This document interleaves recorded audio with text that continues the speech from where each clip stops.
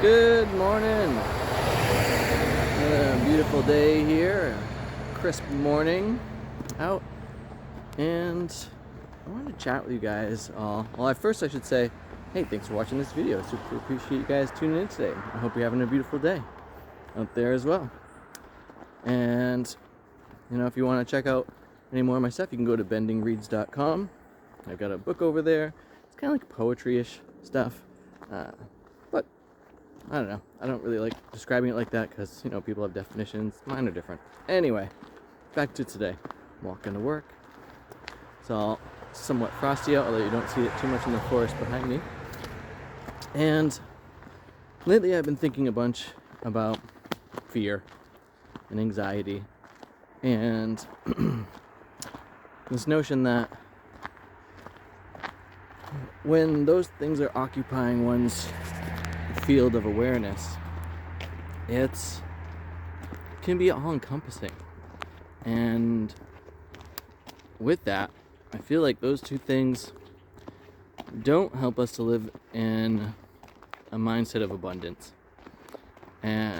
or a mindset and emotional being of calm. I think it takes, and to me, as far as emotions go, calmness is the center point. And then all the other emotions are kind of like whirling about in an amazing tempest of being. And, it's fine to experience different emotions that will show up for dinner kind of a thing, and then hopefully, trail off before bed so you can go to sleep in a calm state of being and rest and relax in those moments. But I am noticing that the fear and anxiety pieces for a lot of different people seem really challenging to release. And I noticed that, as we're building all these different neural networks in ourselves, that emotions build their own neural networks. And so if you are experiencing fear and anxiety,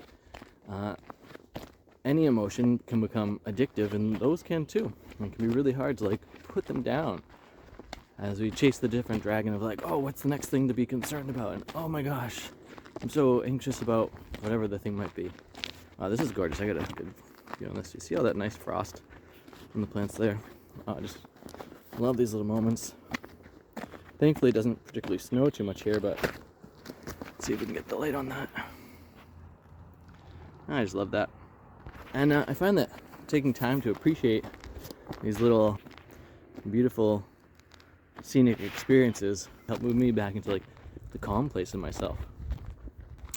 And when I notice people who are feeling anxious and fearful, I see that their action sequences don't always lead them into the best paths or course of action, and then you're not living your best life.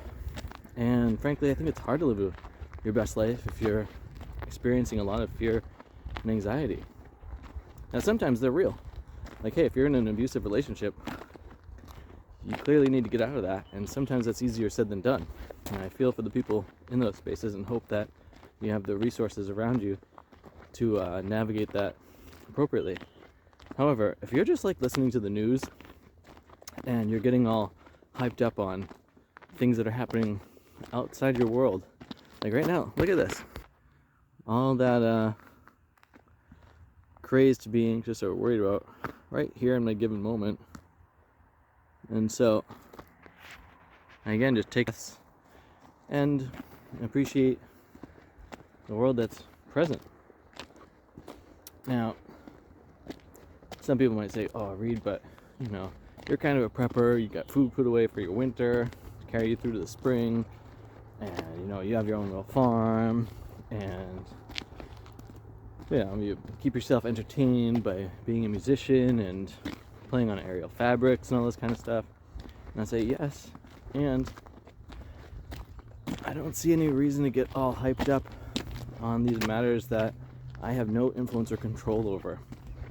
And even when things get in short supply for a moment, it's just you don't get a bumper apple crop every year. You don't get bumper nut crops every year. And if you're not growing your own meat, then you probably never have a bumper meat crop either. To which, loved harvesting some geese yesterday from this farm that I'm working at. I had a couple of friends and acquaintances come to participate in that, which is a great activity to do with others. And I find that the more I do things with others and share the abundance around, the better I feel about the whole thing. And the less fear and anxiety I have of like anything happening, because I have good relations in my life.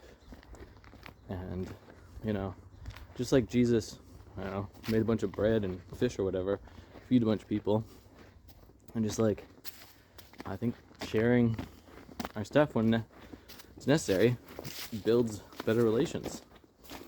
And teaching the different skills as they happen to be also builds better relations. So with that, I want to know how you discharge your fear and anxiety. I like to breathe, I like to play music, I like to go for the walks. What do you do? And what do you feel is your center point in your emotional body? How do you maintain the good graces of your own spirit? With that, thanks for watching this. Super appreciate you checking out my website, bendingreads.com. If you could click on the little subscribe button to this channel, that would be super appreciated. Have too much fun.